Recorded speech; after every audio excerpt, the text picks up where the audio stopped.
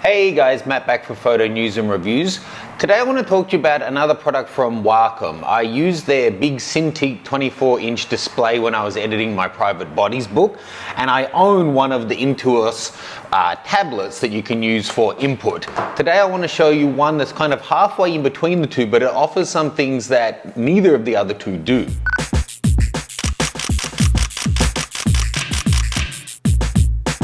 So in case you're not familiar with how a tablet works or what Wacom is, the Intuos is a standalone tablet that you can connect to your computer via USB or via Wi-Fi. It comes with a Wi-Fi module and battery, you can do it that way. And then essentially it's got a little area on the screen which replicates the screen that you're working on, and then you just touch the nib there to correspond with the spot on the screen. And they're really cool because the pens aren't like a mouse, either on or off. These have something like 2048 levels of pressure sensitivity, and you can use that when you're using Photoshop or something for how much opacity or how wide you want the line, as well as if you turn the direction of the pen. If you're using like a feathered brush, it can turn that around for you as well. So it's got some obvious advantages. Now I have to say the Cintiq display that I used, I actually really liked that for my personal style. This for me took a little bit of getting used to calibrate my hand and mind and eye together to get the dimensions of the screen, whereas using a proper Cintiq one, it is a screen that you're drawing on. So when you go in to retouch a portrait photo and you want to remove a dot, you actually click on the dot on the screen with your pen, and I found it really easy for portrait editing. So the one I want to talk to you today is actually a 13.3-inch Cintiq, which is designed to go on the road. It's, you know, you can see they're fairly similar in size to the medium size Intuos, but this one is an LCD screen as well. So this is a screen as well as an input device. It's an IPS screen, you can fully calibrate it. It connects via, it comes with the cable that you need for this one to have power connected, and it goes into your computer using USB and HDMI or other types of inputs. But it then means that you're able to actually have the screen on your computer replicated here to actually draw on. Let me show you that and run through the specs. Okay, so the screen area of this one is 13.3 inches, but the overall size of it is 14 by 5, 9.75 and half an inch thick. It's fairly compact and comparable size to the medium size Intuos, as I mentioned. It comes with the new style pen box and pen itself, which comes with a bunch of different nibs and color combinations and stuff like that. It's a pretty schmick looking little unit. It's an active matrix TFT LCD IPS that'll display up to 16.7 million colors, contrast ratio is 700:1 and brightness 250 CDM squared. It's not, you know, at the top of the line, but for a portable option, they're fairly decent specs. Let's actually plug this one in so you can see exactly what I'm talking about. Okay, so with the power plugged into this guy, then we plug the power and main connection into the side of the main unit. And then into my laptop, I plug the HDMI and USB. Now, hot tip for you, hold down the power button for a good 5 seconds is what it needs to fully activate, so it's not, you know, turning on by accident.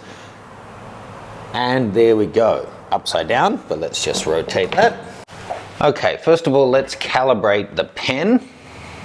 Okay, so you just tap the center of each target. That tells it how your eye is and how it's working.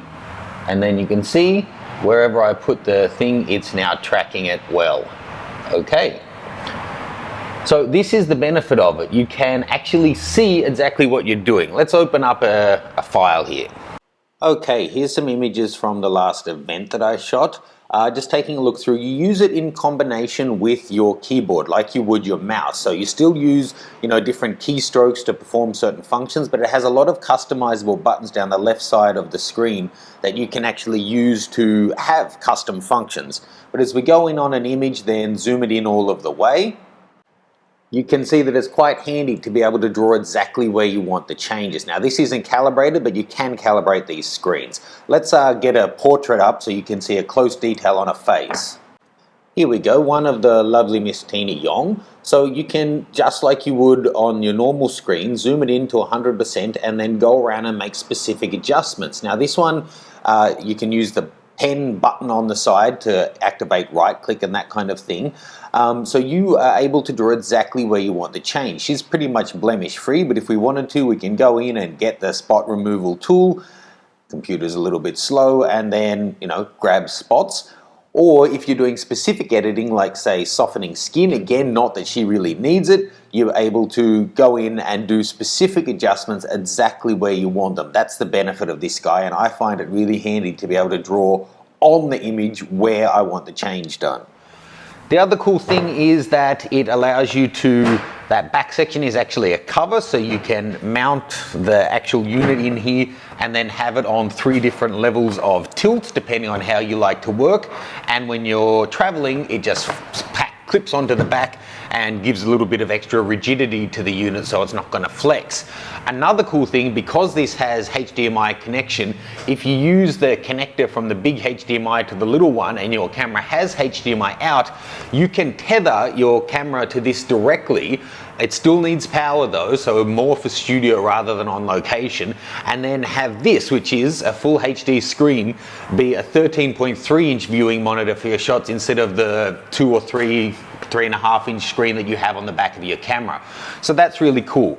For me, if I was doing retouching on the road, this would definitely be the option for me. I prefer to be able to draw onto the actual screen. If I was in studio and, you know, doing more photo editing than I do now, I would probably go for one of the bigger units, but this, in terms of, you know, portability, is certainly worth it. In terms of the tethering, I think it's cool, but I love that the Intuos has the option for Wi-Fi. So my dream product, Wacom, if you're listening, would be basically a 13.3 inch Cintiq like this one, but that has a battery unit in it so you can use it without needing power. And even better if it had Wi-Fi, so then if you have a Wi-Fi enabled camera, you can go through a home network or, you know, an internet network and connect to this one, or to be able to have it talk directly to it. To be honest, even just having the built-in battery would be a big plus. So then if you have a cable connected, you could use it on location as an external monitor without having the need for power. Then I think this would be a killer product. A tablet that you can actually color calibrate and do your corrections to photos whilst you're on the road, that packs flat and, you know, is the size of a laptop, so you can just fit it into your laptop bag as well. That's pretty killer. If it was wireless and if it had a battery, I think it would be, yeah, hard to criticize. I also like the new design of the pen for what it's worth. So leave me any questions or comments. If you're using a tablet stylus setup, let us know your experience.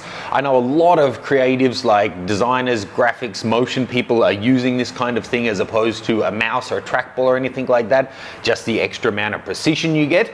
So love to hear your thoughts. Yeah, check out the other channel. Jump over onto the website. You can join up to the community forum and the newsletter. Get involved. I'll see you soon.